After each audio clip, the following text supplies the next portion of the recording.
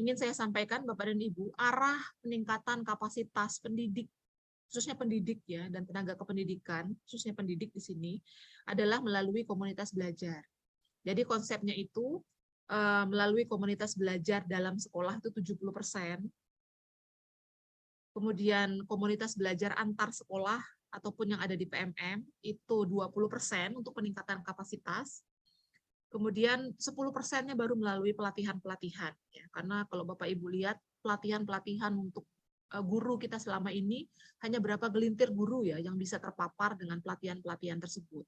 Jadi kalau berharap banyak terhadap pelatihan yang diselenggarakan oleh APBN atau APBD, tidak akan semua guru terpapar, ya Bapak Ibu. Jadi untuk sekarang bergeser ke pemanfaatan komunitas belajar, khususnya komunitas belajar dalam sekolah untuk peningkatan kapasitas guru untuk bisa guru tersebut memahami kurikulum merdeka, kemudian bisa mengimplementasikannya dengan baik, itu melalui komunitas belajar. Terus ada pertanyaan, apa sih bedanya komunitas praktisi dengan komunitas belajar? Jadi istilah yang dulu kita gunakan di program sekolah penggerak maupun di program guru penggerak itu memang komunitas praktisi Bapak dan Ibu di awal.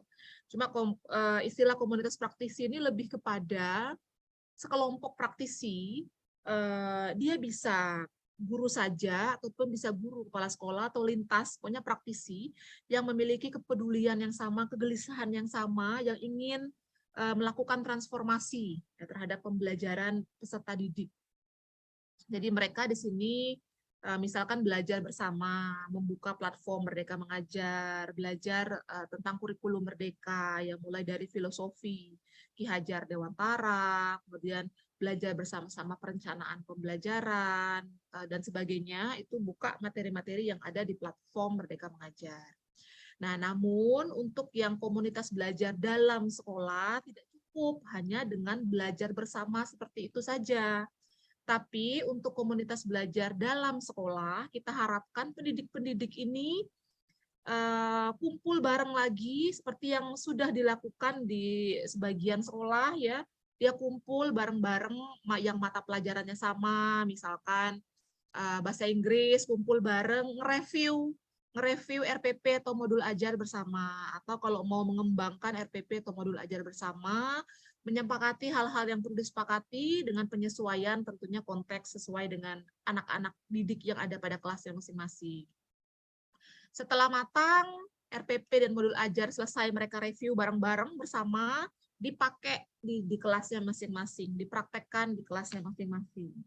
Nah, tentunya ketika proses pembelajaran terjadilah formative assessment, kan? Ada asesmen formatif, kemudian juga ada asesmen sumatif, ada juga asesmen dari peserta didik dan sebagainya. Nah, bukti-bukti dari hasil asesmen ini memperlihatkan bahwa apakah peserta didik itu sudah belajar apa belum.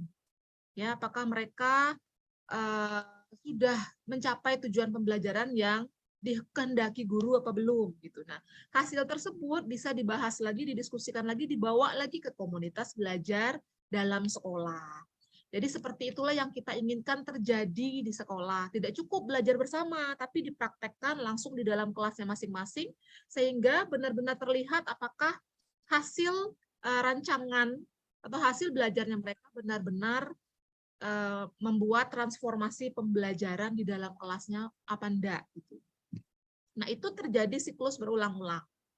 Ya, berulang-ulang itu terjadi yang kita ingin setiap sekolah binaan Bapak Ibu, baik dia menerapkan kurikulum merdeka ataupun enggak atau apa, itu rutin guru-gurunya kumpul, minimal nyiapin RPP atau modul ajar bareng-bareng untuk dipraktekkan di dalam kelasnya masing-masing, kemudian dibawa lagi didiskusikan kembali. Oh, di kelas saya terjadi seperti ini. Anaknya kayak gini-gini kok nggak berhasil ya yang saya sudah rencanakan. Di kelas guru gimana? Di kelas Pak Guru gimana? Berhasil apa enggak? Itu mereka saling sharing. Saling berbagi masalah, saling berbagi praktek baik juga. Nah, selain itu juga di dalam sekolah kita harapkan mereka juga bisa berdiskusi tentang rubrik penilaian, tentang bagaimana penilaian yang akan mereka lakukan, dan sebagainya. Itu minimal Bapak Ibu yang kita harapkan 1 jam setiap minggu rutin. Kalau nggak bisa di luar jam efektif, masukkan ke dalam jam efektif 1 jam saja. Nah, itu kalau rutin terjadi, insya Allah kita harapkan benar-benar terjadi transformasi pembelajaran yang ada pada kelas masing-masing. Nah, kenapa guru-guru ini harus belajar bersama? Karena kalau misalkan ada guru bahasa Inggris yang bagus banget, ada yang agak jelek gitu ya. Nah, ini dengan mereka sering berdiskusi bersama, ketimpangannya itu nggak akan terlalu timpang. Jadi kalau guru itu nggak belajar bersama, jadi ada guru yang nggak terlalu kompeten gitu, kasihan anak-anaknya.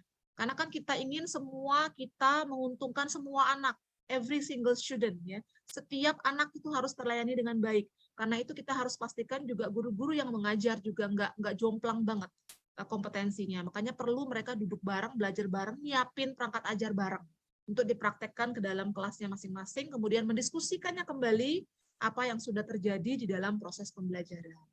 Nah, kalau bisa lesson study-nya dihidupkan lagi Bapak Ibu, open class bareng-bareng, mereka saling mengamati, ada satu guru model yang ngajar, nanti refleksi bareng-bareng. Ada banyak hal yang bisa dilakukan di sekolah.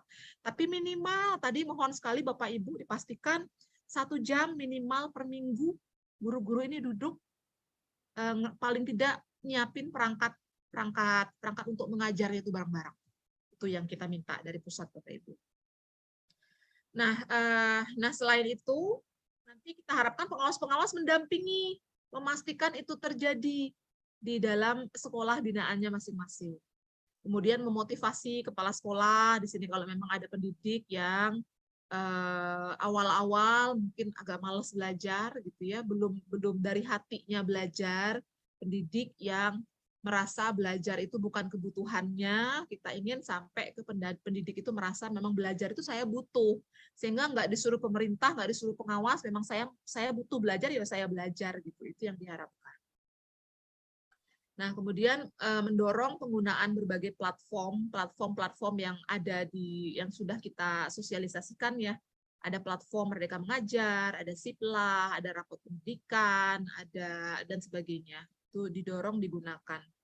Kemudian menyampaikan keberadaan help desk juga